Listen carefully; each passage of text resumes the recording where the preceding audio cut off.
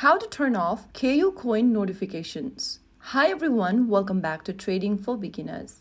If you are using the KuCoin app and want to stop notifications completely, here's how you can do it. First of all, launch open the KuCoin application on your device and tap on your profile icon at the top left corner.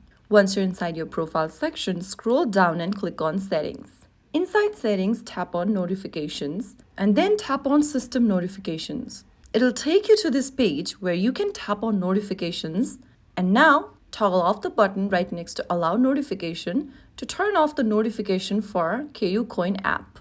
So that is how you can disable notification setting on KuCoin. Now, you will not receive any alerts from your KuCoin app. You can always turn on the notification alert by repeating the step in the KuCoin application. If you found the video helpful, don't forget to like, share, and subscribe to our channel. I will see you again in the next video. Thank you for watching.